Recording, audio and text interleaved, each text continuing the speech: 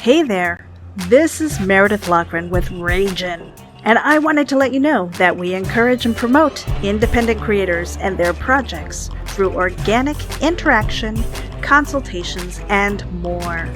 Visit Nita and me at RaginAVC.com for details and contact information. Hit the button.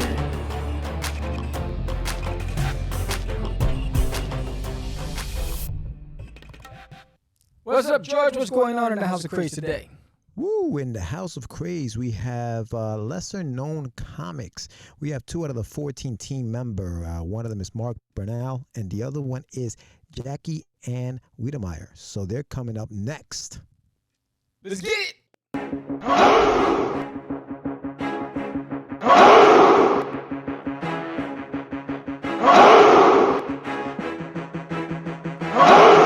We are the only show for independents all around, giving you a platform to spread your word all over town. Catch the Craze is the place to promote to your fans with the Dreamer, Medina, and Sam the Crazy Man. Subscribe to our show and never miss an episode. It's time to get your mans, listen to us on the go. Updated every week, we've never missed a day. Join the squad, come on in. It's time to catch the Craze. If you are an independent, catch the Craze. Making moves on your own, catch the Craze. On your grind in the streets, catch the Craze. Join the movement, catch the Craze.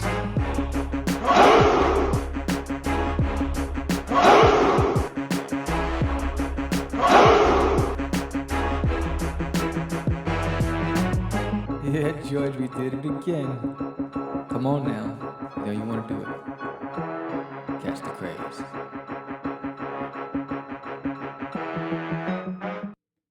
Welcome to Catch the Craze Podcast. I am your host with the most, Sam the Crazy Man Very, and I am with George the Dreamer Medina. What's happening, everybody? Welcome to another exciting episode of Catch the Craze. We have a nice little lineup for you guys today. We're going to be talking to Lesser Known Comics. It's an indie publisher that's out there. We're going to be talking to 2 of their members. They're a pretty big team. So we're going to be talking to them, and we're going to be talking about the paper shortage that I don't know if it's still happening because, this is November 19th when we're airing the show. But, we'll see. they said it's supposed to go through the entire year.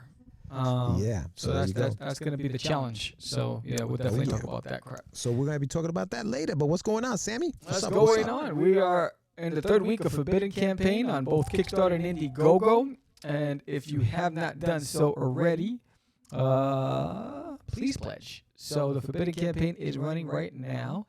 And so there's an exclusive cover on Indiegogo, and there's an exclusive cover on Kickstarter. And again, if we get to the 100 backer, I don't know if we got it yet, but if we did, then you were incentivized for that one becoming helping us get to 100 backers. If we get to 75 backers, this is another promo involved. So Forbidden, we want to end the year with a bang, and this is the big one. So hopefully we can. And so again, there's 2 links in the summary below. One for Indiegogo, one for Kickstarter, whichever floats your boat, would choose your poison and support this book today. You can either get the graphic novel, or you can get the floppy issue, or you can get both. All depends on you, or you can collect all the covers, which is also dope too. So a lot of great incentives on this one. I put a lot of work into this. A lot of great people work behind it. George the Dreamer Medina lettered it. Barbara. She colored it. Anibal did the cover on this one. Prime Sandra did the interiors and the exclusive cover for Indiegogo. John Coates, a.k.a. Psycho, did a variant cover. I did the homage cover to Kingdom Come. Plus, I did the print for the crossover of Forbidden and Tragedy by Philip Russert. So, a lot of good stuff. And hopefully, those of you who pledged, I know you're going to enjoy it. But pledge today. Yeah, no, that's cool. Yeah, we've been, we obviously don't know where we're going to be because, we're not fortune tellers. But last week we had a great show with the comic book school, and that was awesome. But we talked to you guys about the Kickstarter and the Indiegogo, and back then we were hoping to have 75 backers. Right now, I'm hoping we have 100, a week later. So, just get in there, pledge. Help us get to as many stretch goals as possible. You're going, I guess we well, I don't know where we are, so we won't talk about the stretch goals. But check out the campaign. Check out the campaign. Check out the campaign. Yes. Yes, indeed. Yes, indeed. But what else is going on, Sam? What's going on in Texas, man? You've been there for what? Over 3 or 4 months now? A long time. 2 months. Going on my 3rd month. Yeah. How are you getting used to it? The weather, the weather's there's a trip, surroundings. man. You never know. You put on a sweater, or you put on a tank top. Which one? So you start up in the morning and it's nice and cold. And the next thing you know, by 1 o'clock in the afternoon, it's like the Sahara Desert. And I'm like, what the heck just happened? So it's unpredictable, the weather. You have multiple climates in one day. But I love it out here. I love it. I'm rested. I'm content. My dogs love it. My cats love it. My wife loves it. So yeah, it's pretty dope. Happy. Yeah. No, that's cool, man. Yeah, no, gotta check it out. I gotta head out there. Next week is Thanksgiving, so Wow. this is the first Thanksgiving. Now, are you spending it with the wife's family, or what? I mean, how's that gonna work out? Because this is the first time you're not in New York. You weren't a big Thanksgiving person, right? So what are you doing? That's a good question. We haven't even discussed that yet. Because there's a lot of moving parts going on with the family, That's so we haven't even gotten that far with the conversation. People are like, yo, but it's the 19th, Sam. What do you mean you haven't discussed it yet? Look, guys, we are recording this way back, October. So yeah, Sam has no idea what the heck's gonna go. Yes. What's gonna happen? But that's cool, man. Like, this is different. It's gonna be a very different vibe. Yeah. So yeah, and they've been talking about how this holiday season, all the prices are gonna be jacked up. So that's another part that's a little crazy. I hear you. So all those people that don't want to go to work, or those people that are demanding higher salaries, that's why they don't want to go to work, because they want to get paid more. This is what happens when you get paid more. Those companies that their EBITDA is directly impacted by the average unit price point. So if your margins are low, but you're being pressured to raise your salaries, then you have to raise the price of the food and the price of the material to offset the cost, or you go bankrupt because you can't afford to, or you lower your staff and your output is less. So there's a whole lot of things that people need to consider when they're demanding higher rates. They understand that it's all relevant. So you want more money, you got to spend more money, because now that milk that was $3 is now $7. Those eggs that were $3 are now $6. You know what I mean? So it's one of those things that's a little frustrating right now. Just me and my business hat. I'm sorry. I'm like, wait, how the hell did we get? I'm going to Cali. Thank you for asking. I'm going to Cali for Thanksgiving. I'll be out in Cali for Thanksgiving with the fam. Yo, that was crazy. Makes a lot of sense. I had an out of body experience. I'm sorry about that. Like, what? Yeah, no, man. It's Thanksgiving's coming up next week, so hopefully everybody has plans, and they're gonna be doing some fun stuff. We are gonna have a show next week. I just don't know who's gonna be on it yet, but we're working on that behind the scenes. Yeah. But yeah, that's funny, man. Yeah, no, talking about the weather, dude, like for right now in October, when we're recording the show, the weather's been kind of similar to what you're talking about. It'll get cold in the morning. Like, so you have all 4 seasons. You'll have like the fall in the morning, then you have spring by lunchtime, summer, you know what I'm saying, and then like winter at night. Like it's crazy the way the weather's breaking down the last few days. But yeah, I'm excited. I know you're a big holiday person, so I'm sure you're excited about the holidays. Well, yeah, I'm looking forward to for the first time actually buying a real tree. My entire life I always had the synthetic tree. So this year I'm gonna do like Christmas with the Cranks or whatever. I'm gonna go go to a tree farm, pick out a tree, put it on the roof of my car, drive that the whole bit. I want to do the whole bit. So my brother-in-law is gonna go with me, and we're gonna pick a tree. I want an 8-foot tree. And then I'm gonna invite everybody over to do a tree trimming party. Okay, yeah, that's cool, man. Yeah. That's cool. Hopefully, Des will be home for Christmas. That'll be yes. She might not make the tree trimming party, but she'll hopefully definitely be home for Christmas. Yeah. Yeah. When are you getting the tree? When? I'm probably gonna get it like the day after Thanksgiving. Yeah. Okay. Like where everybody else does, like a bunch of psychos. I'll probably go like the week of Thanksgiving, get it ahead of time to beat the rush, because the day after Thanksgiving, because also that's Black Friday. So, it's going to be crazy. So maybe I'll do it the week before and get it and have it set up, and then do the tree trimming party maybe on Thanksgiving. Oh, okay. Yeah, like when before the everybody's dinner, you know. there. Yeah. And then everybody out here is football fans. So, isn't there a game on Thanksgiving? Every Thanksgiving, kid. Yeah. The So, Cowboys play every Thanksgiving. That's their yeah, thing. I gotta get I get acclimated to this whole thing because I'm just a UFC guy. And usually on Thanksgiving, it's like March of the Wooden Soldiers. They usually put on Godzilla movies, like sci-fi movies on Thanksgiving that I used to watch, and the holiday specials. Yeah, the games go out throughout the day, so they start like at 12, and then Yeah, they go throughout the entire day. Hopefully, but you're not gonna have people there the whole day though, so you can watch your stuff in the morning. Probably around noon because I'll probably have my sister-in-law help with the cooking. I like everybody to come here. I would prefer everybody to come here because I have the space. And then if I like to cook, so we'll see. We shall see, but I'm feeling a kind of feverish. How about you? Yeah, go ahead, man. Let's talk about it. Let's do it.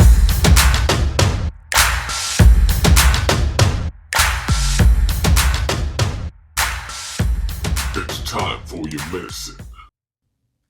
If the paper is gone, what's your backup plan? Woo! The paper shortage. So that's a real deal Holyfield thing. That's a We're problem, feeling it man. even now.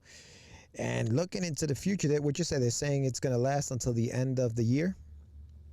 So yeah, they're saying this is a problem, and a lot of it is because of labor. Right. It's all about labor. The labor force. So yeah, so what's the backup plan? What happens if there's a paper shortage, right? What happens? I mean, as independent comic book creators, if there's a paper shortage, then there is no paper to print our comics. So what do we do? What do we do? That's a good question. What happens? I think you have to improvise, maximize. No, I think here's the dealio. I think proper planning prevents piss poor performance, right? The sooner you get ahead of the curve, the better. So I think you need to adjust your lead time. If you know that you're going to need books for an event and you haven't printed them yet, and the event is say in January, you need to send them to the printer now. Don't wait till December because there's no guarantee. So give the printers enough lead time to be able to accommodate your order, because you're one in a million that's sending this stuff. You got to think about it. Not just the individuals, independents that are sending this stuff to the printers, but you also have, the publishers that are sending it to, the advertising companies that are using all these paper sources, the supply and demand, right? So I think you need to start giving yourself a 3-month lead time, which is the reason why, like the Kickstarter, I moved it. Normally I would fulfill the orders a month after the campaign's ended.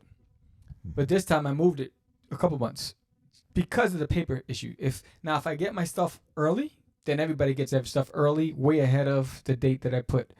But if I don't get it early, then I want to make sure that I protect the people who entrusted their money with me and pledged for the campaign, and myself, my integrity. I don't want to look like an idiot because I said I committed to January, but I didn't get it from the printers to the end of January, and now they're getting it in February. So I put February 2022 just to be safe, and I think that's what everyone else should do. Because this campaign ends at the end of the month, mid-December. I get the money. That day that the money's in the bank is when the files are uploaded. Boom. So I'm expecting to get the books in January sometime. So as long as I get it 4 weeks to 6 weeks, everyone will still get it in February. Yeah, that's the conundrum, right? Because the holidays and everything like that. You remember we use paper for wrapping, we use paper for boxes, we use paper for all that kind of stuff. So it is going to be a rough end of the year for that industry. And for a lot of industry, I mean, I think there's a lot of just supply bottlenecks all over the place. Yeah. And paper is just one of them. Now, besides, I guess, Kickstarters and shipping books out, if you don't have a Kickstarter, if you are an indie publisher that has a book but can't get it printed because there is no paper or there isn't anybody at the mills to work on getting your stuff printed, then what do we do, right? What are our other options? And I think our other options has been there for a while, right? It's been digital. That's been a thing that's been there for a while. And I think that's gonna hike up. That's gonna go, deep, because we're gonna need it. And if you want to get some kind of reading material, it's gonna have to be on your Kindle. It's gonna have to be on your iPad. Not my favorite thing, but I think that's. I can't tell you how what's many. Gonna have to happen.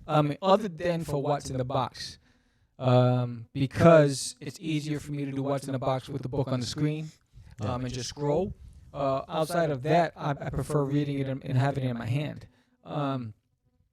But I think there is a reason why that every book that I've produced is available digitally, because I don't want to be a victim to a supply issue. Now, most people don't want digital. Not everybody wants to read digitally. Because the colors on your, affects your eyes. You squint. All these other things. But and it's not the same. And it's not the same. So I just think you just got to be prepared. And anything that you produce, make sure you upload it in multiple formats. For the iPad, for the Kindle, Android, for the iPhones. Make sure you have multiple versions of it to offer it to a diverse group of people, and you're not just pigeonholing yourself and limiting your ability to recoup the money.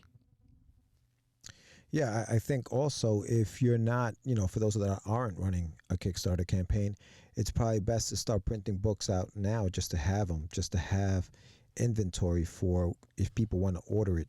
And if they can't get it through, whatever source you get, whether it's BarnesandNobles.com, whether it's whatever, if they can't order it that way, then they can order it directly from you, because you have, a little stash. So it might be in your best interest to start printing stuff out now, so that you do have it, so that if it really just stops, at least you have some copies. And now those are more valuable, right? Because you can't print that anymore in the near future. So those become almost collector's items for those old heads like us who still like to read paper comics versus the digital stuff. I prefer paper. I agree. For instance, I'm attracted by the artist. So if the art, but I do have to say that a lot of the indie Kickstarter campaigns, the writing has been top notch. But I am always a bigger fan of the art before the story. The art's what attracts me, so I always want that artist's copy. Because for me, it's always like whenever I'm stuck, I like looking at somebody else's style of art, and it helps inspire me. But when I read, I prefer to sit down, have a cup of coffee, and flip through the book. I don't want to flip through an iPad. But again, you have to be prepared.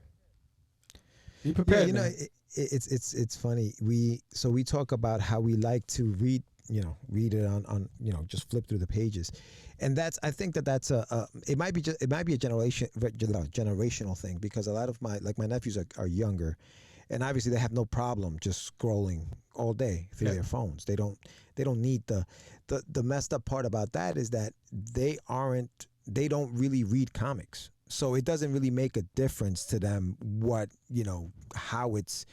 how they consume it. They don't care. If it's on my phone, I'll read through it or whatever, and I could just put it away. I could just click to something else, because the ADD's big time. But I think it's for us. You know what I mean? I would put money on it that the majority, the greater percentage of kids, that if you took them to a comic book store and had them flip through the books and figure out which one they liked and have them pick them up, I guarantee you there will be collectors or readers of that title, and they would start. But they're not being introduced to it. So, they start off with the electric devices, and that's all they know. So they're not exposed to that, so they don't know. But if you take them to a comic shop instead of taking them to GameStop, take them to a comic shop on your way to GameStop and say, look, you know what? World of Warcraft has a comic book. Check it out. Oh, what? I play World of Warcraft. Boom. Dungeons and Dragons has a comic book. Check it out. Oh, I played that. Now they become a fan. Now they look at Dungeons and Dragons and says, oh, what else can I read? And then they start going back, looking for other titles, but you have to introduce them first. Yeah, introduce them, but what's going to keep their interest? Yeah, it's the title. If they enjoy what they read, they'll want to come back. That's why it's not. I think an adult, if you're going to introduce a child to the comic book, let them browse and let them figure out which one appeals to them. Don't force something because that's your preference. Oh, I want you to read this. It might not be attracted to that. So I think the best way to have them become followers or supporters of comic books, let them choose. Let them take a day trip to a comic book shop and let them peruse, and they'll figure it out. And they're like, you know what, I like, they'll open up a couple pages. I really like this one. Can I get this one? Sure. Yeah, I don't know, man. I think this is a good topic for another Get Your Meds. Yeah, stop acting up. I think that's an interesting debate whether or not these kids really want to read comics or not. I believe so. I mean, this is where I'm an optimist. I'd like to believe so too. I just don't know that they would. I'd love to believe that if you put a comic book in front of a kid, he'll read the whole thing just because, oh my God, and then he'll fall in love with, sort of like what happened to us. I don't know that that's how it is today. With kids. That's a good debate. So let's ask the audience, if you're watching this, what do you think? What's your opinion? Would you like us to do a show on this? Should it be a live show with live audience response, or should it be a pre-recorded show? I think it should. It'll be a good debate. But with that said, our guests are in the waiting room. Let's do it. And so what we're going to do is we're going to run to this commercial break. And again, this is Forbidden on Kickstarter and Indiegogo. It says Kickstarter, but it's on both Kickstarter and Indiegogo. You can pledge today, link in the summary.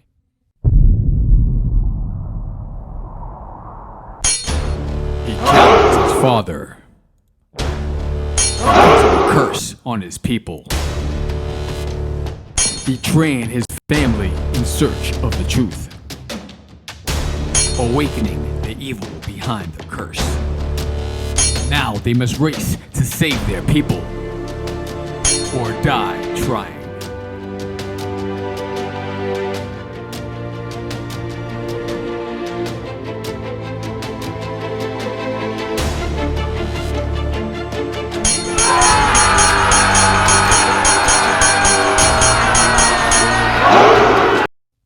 All right, let's bring in our guests.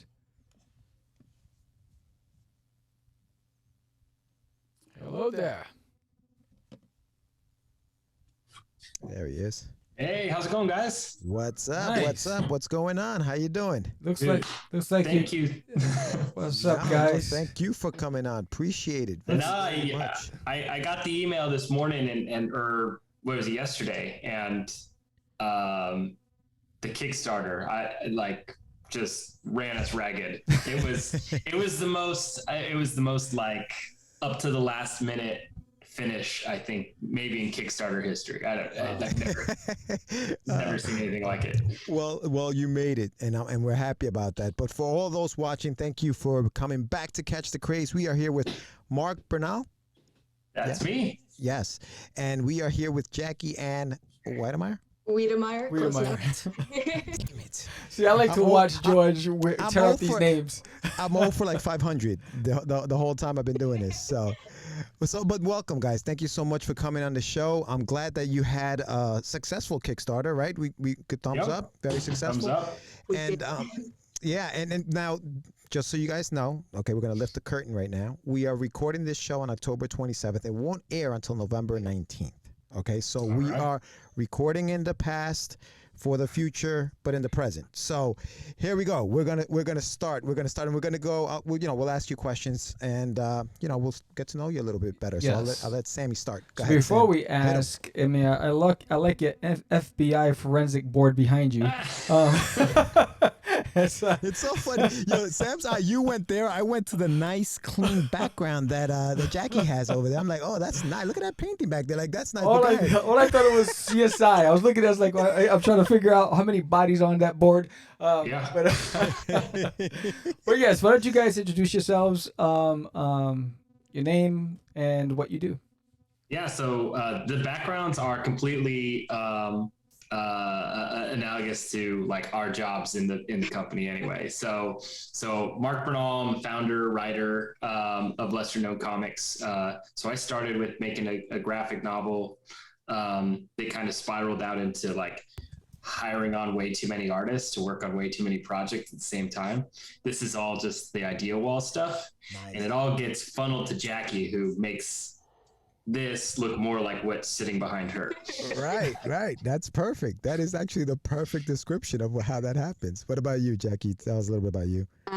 Okay, yeah, my name is Jackie. I live on the beaches of California. I'm a graphic designer, but I'm also a painter and comic book artist. But yeah, my main bread and butter is formatting, production, comic book art. I also have a background in business and marketing. So a lot of stuff going on, but yeah. That's awesome. Yeah. And you guys are 2/14, I guess, of the group. And I was reading through your website, unless you've added more people to the crew, but I saw the biographies of all you guys, and I love the way the comic is clean. It's like boom, you have these big pictures of you guys, and it's like, all right, let me see what this person does, let me see what this person does. So I guess, without further ado, let's talk a little bit about the company itself. So Lesser Known Comics, totally cool name. I'm assuming, Mark, that was your brainchild. I don't want to make assumptions, but tell us a little bit about Lesser Known Comics. Well, I actually stole the name from a friend who he does some design work himself, and I said, look, I want to make this comic company.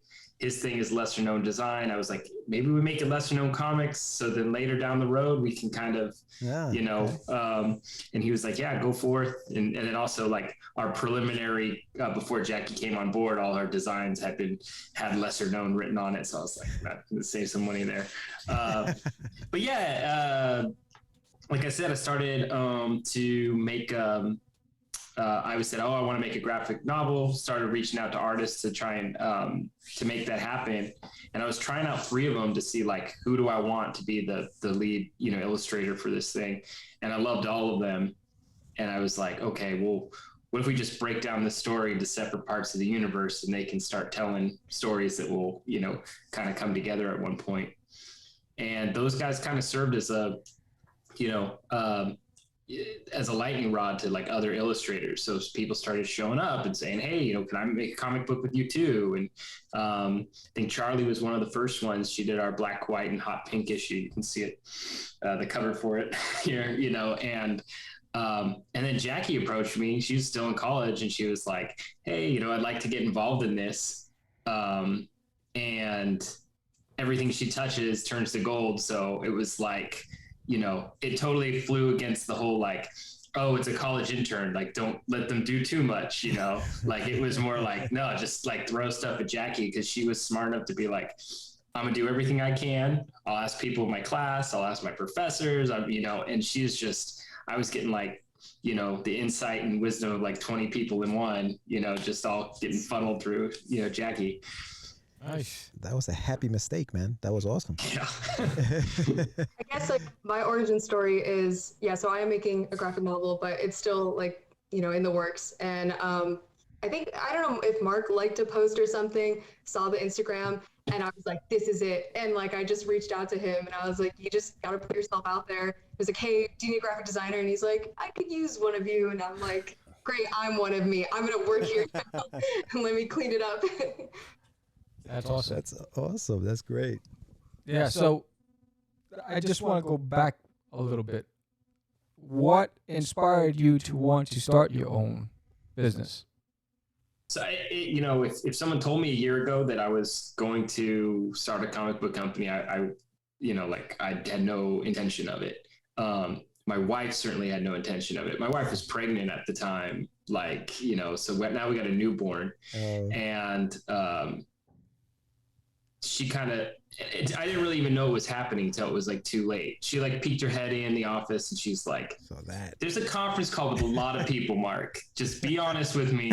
Did you start a comic book company during quarantine? And I was like, that's not the worst thing,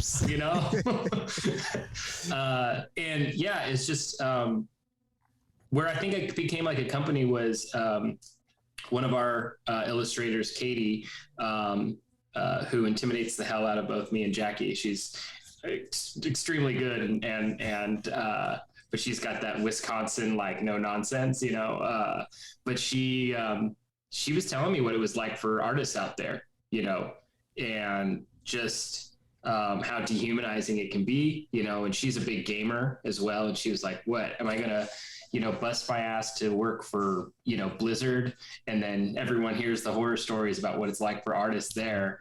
You know, it's like, I said, well, let's try and build a mission statement that's informed by the artists that say, like, let's create the place that you guys want to work at, you know. And where I can't meet people like necessarily all the way on things like, you know, compensation, we can work on things like what's the work-life balance and what's like the climate, you know. Like, we do not have, you know, we try and avoid deadlines at all costs and things like that. We also try and make sure that, you know, everyone's got equal voice and stuff like that. And we focus a lot on, you know, mental health and making sure that, like, when someone says, like, you know, I'm not doing art today, I need to go. Like, Katie actually said, yeah, she said, it was the one sunny day of the month here in Wisconsin. I'm not doing art today. I'm going outside and getting some sun. And it's like, that's absolutely reasonable. Like, you should be doing that. Andrea, he's a surfer. It's like, if the waves are good, that's where you need to be. Like, we can put you in front of a, you know. And I have to believe that if, you know, you do stuff like that, they come back, they're going to make, you know, better art. They're going to have more fun. You can just tell, like, you know, especially the most recent comic that Franco's doing, you can see the joy in what he's doing. Like, when he's putting the art on the page, you're just like, man, this guy's having a freaking blast right now. Wow. That's cool. So, Jackie, what was it about comics that attracted you? I mean, so I grew up in Japan, and so I was always surrounded by like anime, manga kind of deal. And I was like, I'm not a weeb, guys. This is part of my culture. But, you know, I grew up like reading those. I was really into like Studio Ghibli films. So, and I actually originally went to college to be an animation artist and also to do like storyboarding, comic book stuff. And it like turned out that I was like, whoa, wait, business is looking pretty good. I was like, damn, like graphic designers make some money, but like it also fits like with my personality. And so I think, so on one hand, like half of me loves all the artsy comic book nerdy stuff, and the other hand's like professional business, we need to get things done. So yeah, it's a balancing act. So I have just a follow-up question on that. I know that, Mark, you said that, you know, you saw, you know, what Jackie was doing, and then you know, you gave her that stuff and she kind of cleaned it up and started doing all of that, you know, the design work. When it comes to, I guess, storytelling in comics, right? There are a lot of people that will say, you know, you have to have some, like, there's a knack that you have to have about being able to tell that story in sequential panels so that it makes sense. Do you find that your design is influenced not just by the manga, but do you find that your design is something different than just what your traditional comic book looks like, or do you kind of try to stay traditional with the you know, I gotta follow the storytelling process of a comic book versus just doing your design stuff? I mean, well, like right now I'm not making my comic book with Lesser Known Comics yet. I mean, I'm serving other artists. And to me, what's most important is like making sure that the writers and the illustrators feel like it's my, like, taking their dream and making it real and into a book. So I think, you know, my style does come up sometimes of like, you know, I do take a lot from that like normal design like background of like more minimalist, but like also I've been learning like, okay, you know, comic books are fun, like add some interesting fun fonts or like do something interesting with the color. Does that answer your question? Yeah. No. I think that it's about the perspective that you take on a comic, and I think that when you come from a design background, I think it's just you have a different perspective of how to do traditional comic books. Because traditional comic books, you know, you read some of these some books on these making comics, and it's about, well, you know, don't break the panel, and like the old school style of almost thing. I want to call it old school. I don't want to offend the people who are watching who are like, hey, what do you mean old school?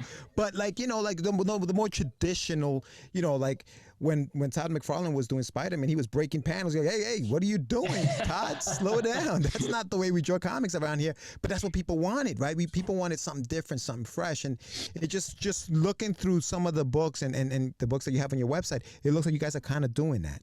Is that what you were going for, Mark, when you were thinking about your comic book and your, you know, your business and things of that nature? Or was that just happenstance? Like, how did that happen? Yeah, so I think it's we do a lot to try and bring in as many perspectives as possible. So Jackie and I both actually do mentorship sessions with a guy by the name of Scott Circlin. If you just Google Making Comics 101, like he's got like a 72 class course, like on how to make comics. And like when I was getting ready to start, working on comic books, way before all this happened, I started watching those. And then I emailed him and I was like, I still have questions. And nicest dude in the world. And, he's like, hey, I was actually thinking of making a Patreon peer for like a mentorship thing. So I was like, yeah, this is what I like. He made a tier for it. And I started working with him, and then Jackie started working with him. So he comes from that, veteran experience of making comics his whole life. Right. And then Jackie's coming out of college, and what those two come together with, and we actually get to bounce those ideas off the three of us. And sometimes I'm voted off the island. Like I'm like, hey, I want it this way. And Scott and Jackie are like, no, Mark. And it's like, okay, like if I trust you guys, we wouldn't be having this relationship if I didn't trust you guys. So if you say sky's green today, that's what it is. So, I definitely think Jackie would like it a little tighter by nature, like in terms of how much these covers and everything kind of looks the same, but she definitely brought it in from, we were out floating in the ether, getting too far away from each other.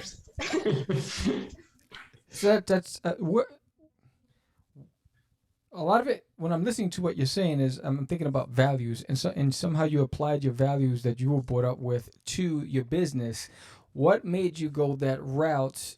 Because most people want to have a stranglehold on everything they do and everything that's being produced, especially if you're the one that's pyramiding this. So what made you go with that direction? What was it about your upbringing?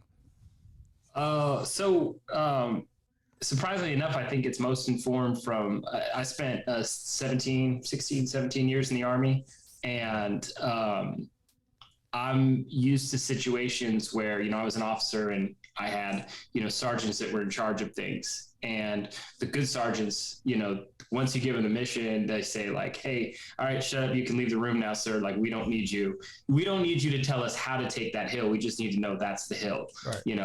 And you just have to trust them. That's what, like in the Army, like a mission command's all about, because, it's bigger than what I want, the mission has to go, endure past one person. So it's not really about, so I don't mind losing out on like, hey, this is a decision and everyone thinks it one way except for me. It's more about the process, right? Like, as long as everyone's heard, then it's like, that's more important than that outcome. The guys on the team have heard me say this like a million times. Like, I have no doubt in the world that we will be successful. It's just a matter of how we get there and the relationships we have when we get there. Like, no, we don't want to have a company. We're like, yeah, we're doing great, and everyone hates each other. We're all miserable at showing up. Right. Right. Outstanding. So, was that one of the things that appealed to you, Jackie, in working? Yeah, I want to say firstly, like, I'm a military brat, like my dad, 22 years in the Air Force. So Mark will make like a really messed up military joke, and I'll know what he means. So, I mean, like, I think there's already, like, we had a very like easygoing personality. When we had that first conversation, like we talked over like Instagram or something like that. I was just like, hey, interview me right now. It just worked. But, other than that, like, even when I was in college, so I graduated like 6 months ago. Congratulations. Thank you. And even when I was in school, I was like, I want to work for small businesses. Like, I want to work for, because, I'm a designer. I've had like a lot of other random jobs here and there. And small businesses, it's like you get to have more creative control. Like, sky's more the limit. It's not like someone breathing down your neck. Like, okay, can you push it a little to the left? Okay, can you make it blue? Okay, wait, no, make it whatever color it was before. Wait, I really want, to be more free. And of course, I love comic books. So, that was very appealing. I want to ask you guys about the mission statement, right? And correct me if I'm wrong, but from your website, artist over profit. right? That's something that it sounds like that's the goal right there. Artist over profit. The other one that I found kind of amusing was screw Amazon. Like like so tell me a little bit, and I'll go, we'll start with you, Jackie, this time. I don't know if you want to take that question. Artist over profit. Tell us a little bit about that mantra, and then screw Amazon. Like, so what's the deal? What's up? Talk to us. Mark is really the expert on the mission statement, but I guess what I will say is, like, again, like, Mark mentioned Katie saying, like, it really sucks being an artist in this industry for various reasons. But it's like, rather make wonderful, beautiful art than worry about, like, okay, we got to make ends meet. This has to make this much money. Which artist is the one that's most profitable? It's like, we don't want to care about those things. We want all of us to grow and to make great art. And yeah, Mark, why don't you add to that? Go ahead, Mark. Yeah. So that whole mantra, man, like, is it something that, because at the end of the day, we want to do this. We want to do what we love, but we also want to be able to make the money enough to sustain ourselves doing what we love, right? So when you hear, artist over profit, love it. Mm-hmm. How do you make that real for the artist so that they don't care about the profit? It's all about that the work. So there's a couple things. So at least how I see the world, you look at the most profitable companies right now in the US, the Netflix, Amazon, Google, Apple. The profit margin, Apple has $1 trillion on its books, right? So the idea that there's not wiggle room to be creative and successful and also, treat people with dignity, and I also don't think it's just something you have to do, like an obligation. I think it's a necessity. I think, we're pretty proud. We're very proud of the lineup of folks that we have from all over the country, some folks outside of the country, notably like the amount of women in this company, and I think people see those fresh perspectives and you see the engagement rate on the posts and stuff like that. It just looks different than other places. And it's just because, there's new types of art, artists that are out there. And I think that they're able to take some risks. I use Charlie as an example a lot. She's the one who did our black, white, and hot pink.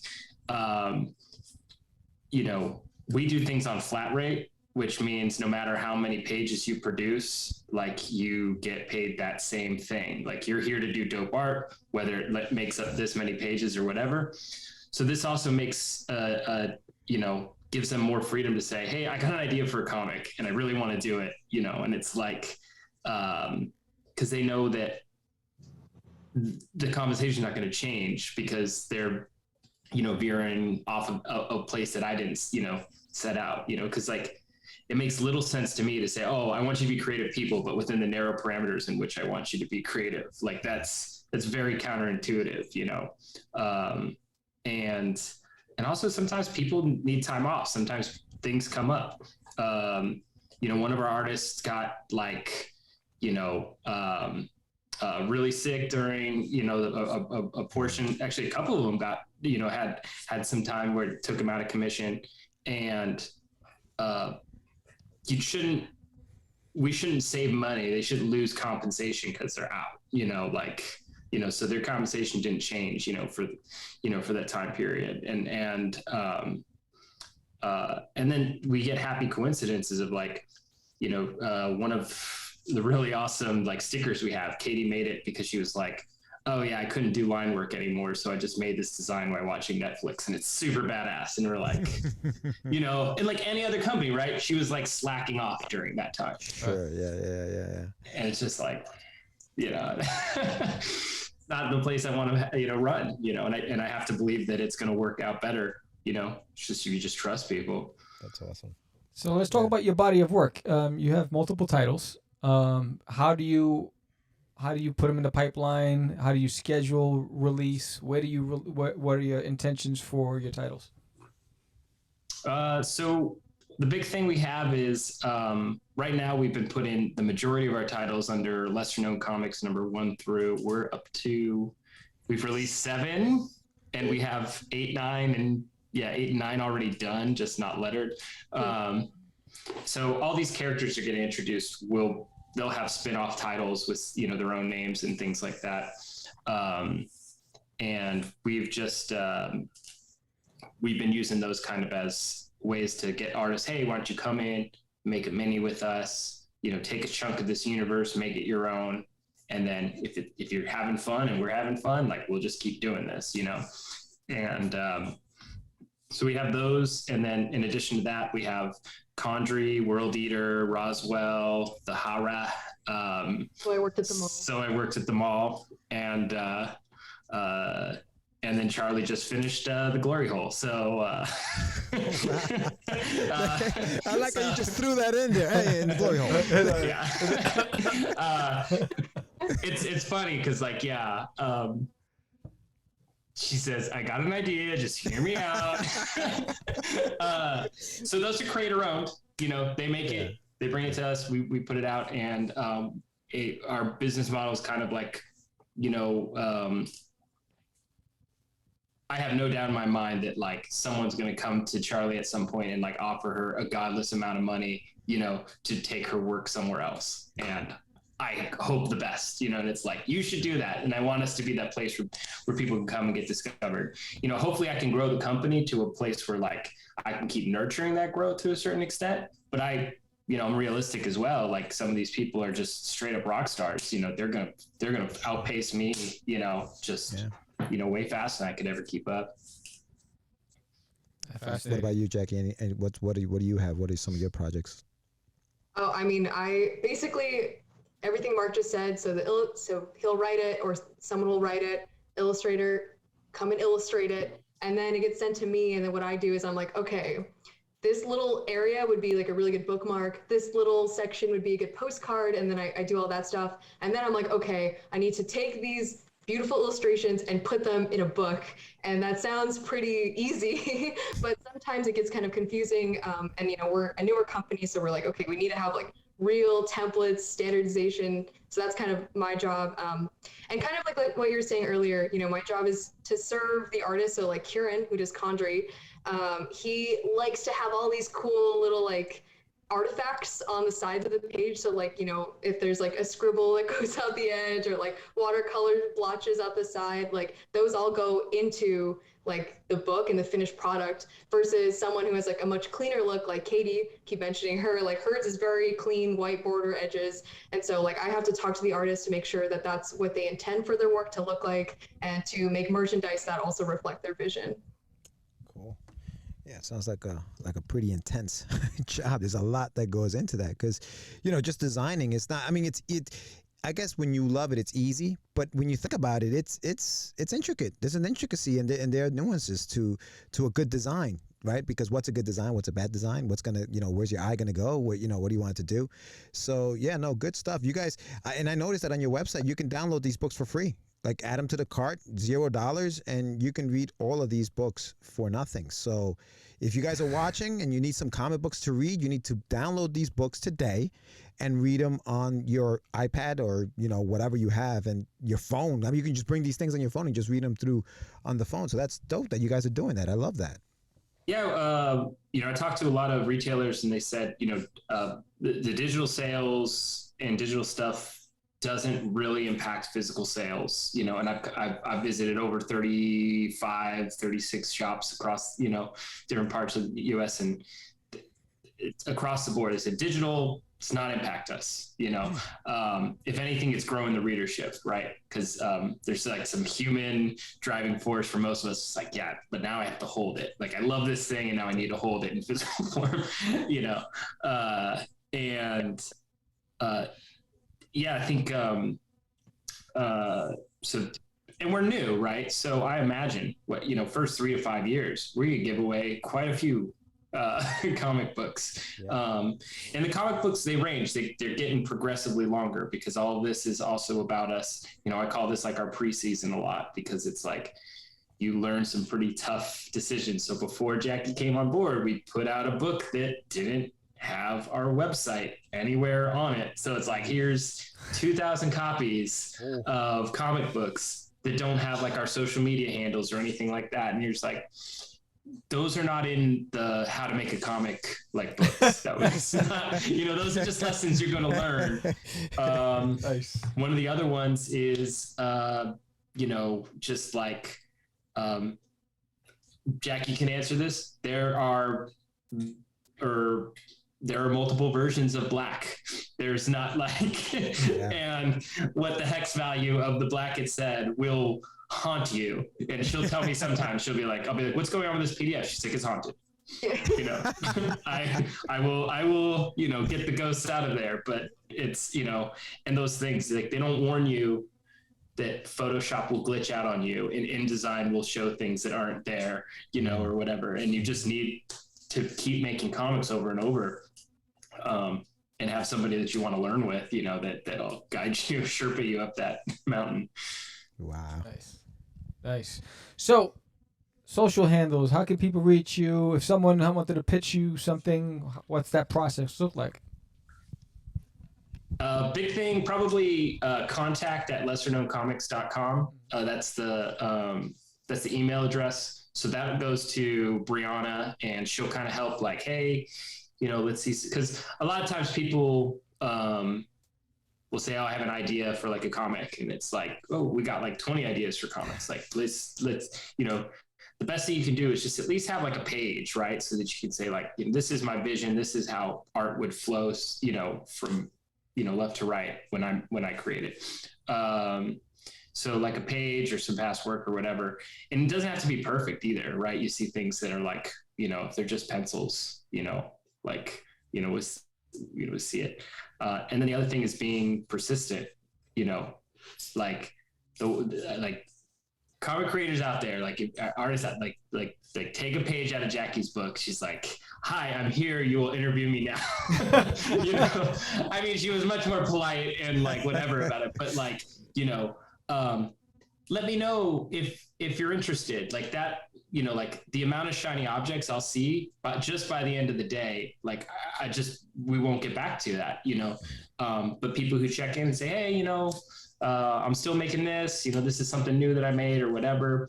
Instagram is always great too, because if you're posting cool work and you're like, hey, you know, one, we'll repost it, you know, when we're like, oh, that's dope. Like, let's just throw that on our stories. And then two, like, but indie comics is like, it's a group effort. I mean, in terms of outside of our own, like some shout outs, like Sovereign Comics, Royal Oaks Comics,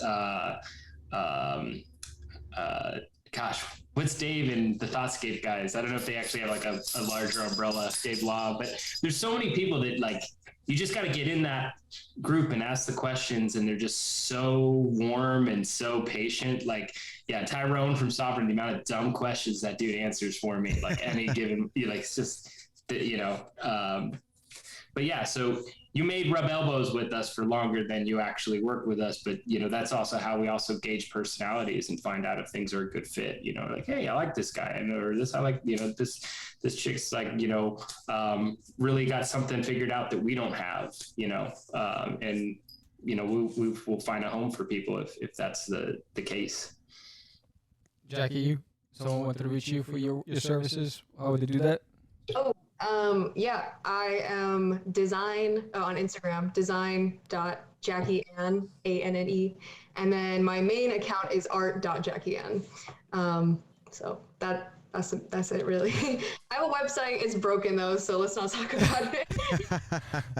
Oh, you can also reach me on Jackie@lesserknowncomics.com. Sweet. Outstanding. Well, thank you guys for being on the show. We do just definitely wish you guys a lot of success. You're always welcome back. And I know you have an entourage, you have an army. So they're always welcome to come on the show. You know how to reach me now. And we can always schedule all your talent on the show to keep promoting what you guys are doing. Hell yeah! By the time you come back, it'll be better known comics. You know what I'm saying? You're gonna keep That's it making a good happy. one. I like that one, George. Yeah, I like make it that. happen, baby. Nah, I love what you guys are doing. Thank you so much for coming on. Definitely come back. I'm definitely gonna be following all of you guys on Instagram. So, yeah, for sure, and everybody watching should too. So, thank you guys so much All right, for. thank you so much. Yeah, thanks for having us. You got it. You got it. Take care. Talk to you guys soon.